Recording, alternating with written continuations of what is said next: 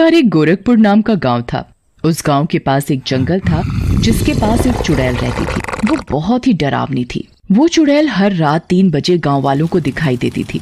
वो अपने दोनों हाथों में 2 मटके लेकर चलती थी। उन मटकों में से आग की लपटें निकलती थी।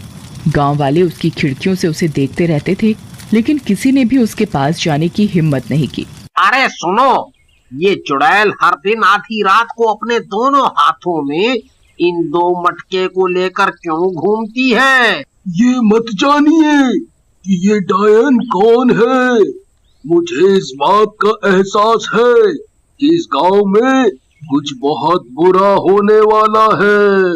फिर अगले दिन है भाई, पूरा साल बीत गया पर बारिश का कोई संकेत नहीं। मुझे लगता है इस साल भी सूखा पड़ेगा। भाई, ऐसा लगता है ये उस मटके वाली चुड़ैल के कारण हो रहा है। वो हर रात गांव भर में अपने दोनों हाथ में आग से भरे 2 मटके लेकर जाती है। मुझे लगता है इस वजह से इस गांव में सूखा पड़ रहा है।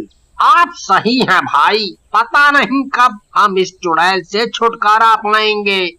चलिए भाई, देर हो रही है। फिर वो दोनों गांव वाले कुएं से पानी लाने के लिए लालची व्यापारी के घर जाते हैं। जो भी गांव वाला देरी से आता है उसे बड़ी लाइन में खड़ा होना पड़ता था।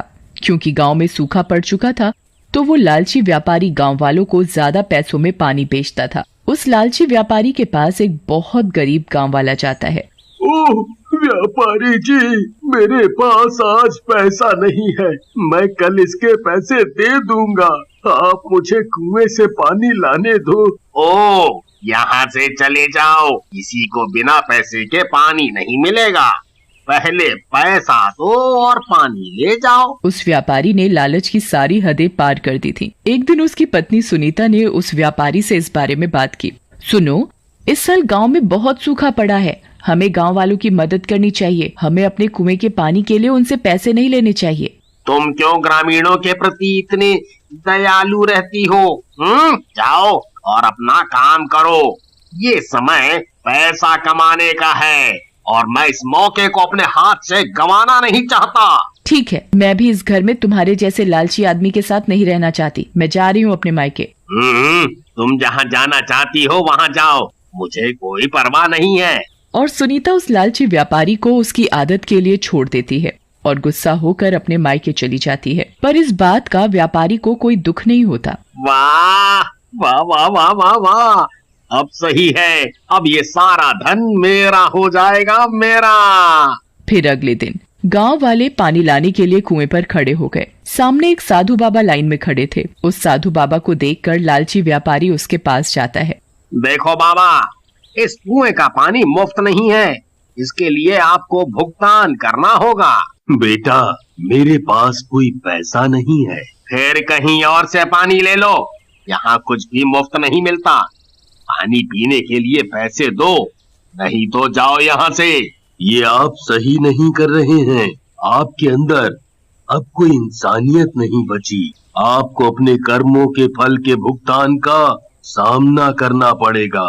इतना कहकर संत वहाँ से चले गए। फिर रात में चुड़ैल फिर से गांव अपने दोनों हाथों में मटके लेकर आई। गांव वाले उससे बहुत डर गए। इस बार वो सीधे व्यापारी के घर गई और दरवाजा खटखटाया। ओहो, रात को पानी लेने कौन आया है? मुझे इतनी रात को नींद से उठाया। अब तो मैं उससे पानी के लिए ज्यादा पैसे लूंगा। तब लालची व्यापारी ने खिड़की से झांक कर देखा तो वो दंग रह गया। हे भगवान, मैं मर गया। ये मटके वाली चुड़ैल है। अरे, ये आज यहाँ क्यों आई है? अब मैं क्या करूं? अगर मैं दरवाजा खोलता हूँ तो वो मुझे जिंदा खा जाएगी। हे भगवान, मुझे इस चुड़ैल से बचाओ, बचाओ प्रभु, बचाओ। मटके वाली चुड़ैल ने फिर से दरवाजा खटखटाया, लेकिन डरे हुए व्यापारी ने दरवाजा नहीं खोला। फिर चुड़ैल ने दोनों मटकों में से एक मटके को उसके दरवाजे पर रख दिया और वहाँ से चली गई। हे भगवान, तेरा लाख लाख शुक्र है, मैं बाल बाल बच गया। फिर वह देखने के लिए बाहर निकला। वह अपने दरवाजे पर एक मटके को देखकर हैरान रह गया, जिसमें से आग की लपटें निकल रही थीं। ऐसा लगता है कि चुड़ैल यहाँ थोड़ा पानी मांगने के लिए आई होगी, इसीलिए उसने अपने मटके को पीछे छोड़ दिया।